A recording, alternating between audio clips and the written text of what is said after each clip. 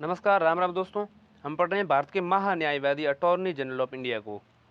संविधान में हमारे अनुच्छेद 76 जो है भारत के महान्यायवादी पद की व्यवस्था बताता है। वह देश का सर्वोच्च कानून अधिकारी होता है।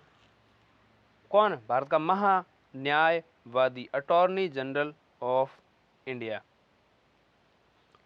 अटॉर्नी जनरल ऑफ भारत कह सकते हैं अब हम, क्योंकि धीरे धीरे चर्चा में रहा कि इंडिया नाम जो है वो भारत हो सकता है, इसलिए कह सकते हैं कि अटॉर्नी जनरल ऑफ भारत। तो अटॉर्नी जनरल, यहाँ भारत के अटॉर्नी जनरल की बात हो रही है, महान्यायवादी की बात हो रही है। अनुच्छेद 76 बताता है। ये भी भाग 5 के अंतर्गत ही है। भाग 5 में पहले अध्याय, पहले चैप्टर के अंतर्गत ही आता है। 52 से लेकर 78 तक जो पूरी कार्यपालिका एक चैप्टर है पूरा, और कार्यपालिका में 52 से लेकर के 73 तक तो राष्ट्रपति और उपराष्ट्रपति के बारे में है। 74 और 75 मंत्रिपरिषद के बारे में है, और 76 जो है भारत के महान्यायवादी के बारे में है, और 77 और 78 जो है कार्य संचालन यानी कि उनकी कंडक्ट ऑफ बिजनेस के संदर्भ में बताते हैं। अब इनकी नियुक्ति के संदर्भ में जानते हैं। उससे पूर्व यहाँ एक अनुच्छेद दिया हुआ है, मैं बता देता हूँ। भारत के संविधान के भाग 5 में 1 के अनुच्छेद 76 कार्यकारी में भारत के महान्यायवादी के बारे में उल्लेख है। ये एकमात्र अनुच्छेद जिसमें पद का उल्लेख किया गया है। ठीक है। नियुक्ति एवं कार्यालय हम समझते हैं अटॉर्नी जनरल की। महान्यायवादी अटॉर्नी जनरल की नियुक्ति राष्ट्रपति के द्वारा होती है। किसके द्वारा होती है? राष्ट्रपति के द्वारा। उसमें उन योग्यताओं का होना आवश्यक है जो उच्चतम न्यायालय के किसी न्यायाधीश की नियुक्ति के लिए होती हैं। उन योग्यताओं का होना आवश्यक है। दूसरे शब्दों में उसके लिए ये आवश्यक है कि वह भारत का नागरिक हो, उसे उच्च न्यायालय के न्यायाधीश के रूप में कार्य करने का 5 वर्ष का अनुभव हो, या किसी उच्च न्यायालय में वकालत का 10 वर्ष का अनुभव हो। हाई कोर्ट में 5 वर्ष का जज का अनुभव होना चाहिए, या 10 साल का वहाँ पर वकालत का अनुभव होना चाहिए। उसे वकील के रूप में कार्य किया जाना चाहिए। ठीक है। राष्ट्रपति के मतानुसार वह न्यायिक मामलों का योग्य व्यक्ति हो तो भी उसे नियुक्त किया जा सकता है। महान्यायवादी के कार्यकाल को संविधान द्वारा निश्चित नहीं किया गया। इसके अलावा संविधान में उसको हटाने को लेकर भी कोई मूल व्यवस्था नहीं दी गई है। वह अपने पद पर राष्ट्रपति के प्रसाद पर्यंत बने रहता है।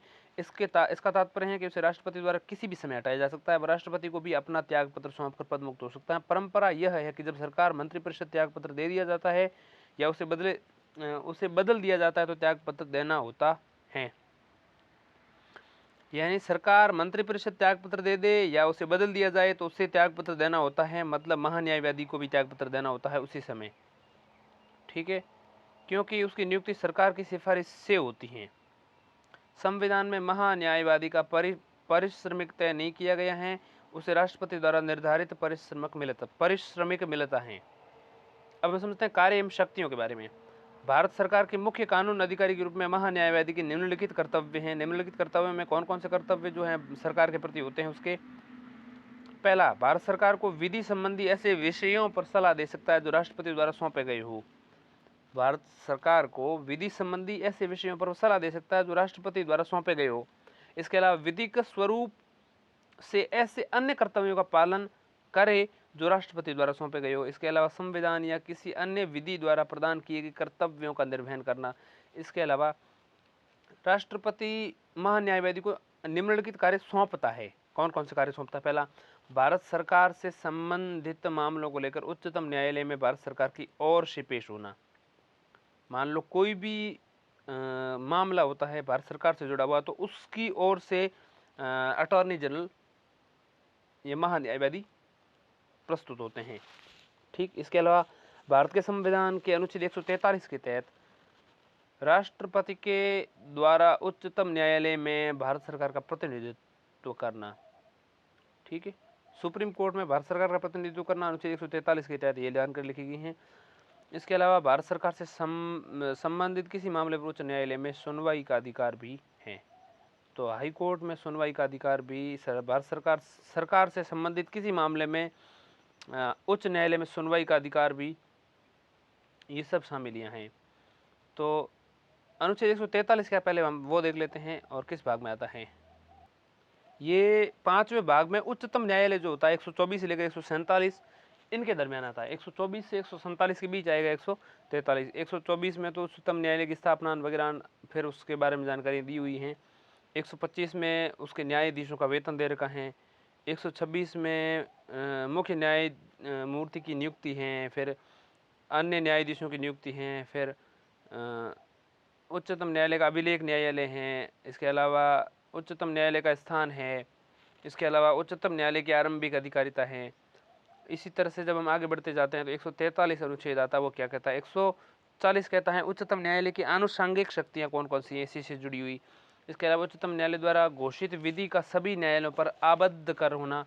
इसके अलावा 142 कहता है उच्चतम न्यायालय की डिक्रियों, आदेशों का प्रवर्तन और प्रकटीकरण आदि के बारे में। इसके अलावा 143 कहता है उच्चतम न्यायालय से परामर्श करने की राष्ट्रपति की शक्ति, यानी उच्चतम न्यायालय से परामर्श करने की राष्ट्रपति की शक्ति है। उच्चतम न्यायालय से परामर्श करने के लिए राष्ट्रपति महान्यायवादी को भेज सकता है।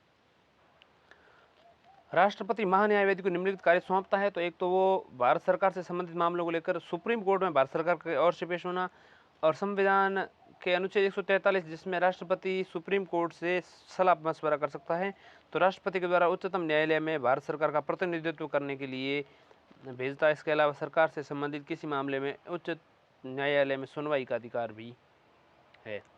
अब हम अधिकार एवं मर्यादाएं समझते हैं महान्यायवादी की, अटॉर्नी जनरल की।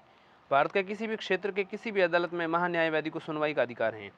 भारत के किसी भी क्षेत्र में किसी भी अदालत में महान्यायवादी को सुनवाई का अधिकार है। इसके अतिरिक्त संसद के दोनों सदनों में बोलने या कार्यवाही में भाग लेने या दोनों सदनों की संयुक्त बैठक में मताधिकार के बगैर भाग लेने का अधिकार है। एक संसद सदस्य की तरह सभी भत्ते एवं विशेष अधिकार मिलते हैं उसे। महान्यायवादी की निम्नलिखित सीमाएं हैं ताकि उसके कर्तव्य के तहत किसी संघर्ष या जटिलता को न उत्पन्न किया जाए, मतलब जटिलता न रहे। भारत सरकार के खिलाफ कोई सलाह या विश्लेषण नहीं कर सकता। दूसरा, जिस मामले में उसे भारत सरकार की ओर से पेश होना है उस पर वह कोई टिप्पणी नहीं कर सकता। ठीक, इसके अलावा बिना भारत सरकार की अनुमति के वह किसी आपराधिक मामले में व्यक्ति का बचाव नहीं कर सकता। इसके अलावा बिना भारत सरकार की अनुमति के वह किसी परिषद या कंपनी के निदेशक का पद ग्रहण नहीं कर सकता। इसके अलावा जब तक विधि एवं न्याय मंत्रालय या वैधानिक मामले विभाग के माध्यम से इस आशय का कोई प्रस्ताव या संदर्भ उसे प्रेषित नहीं किया जाता, वह भारत सरकार के किसी मंत्रालय या विभाग या सार्वजनिक उपक्रम या वैधानिक संगठन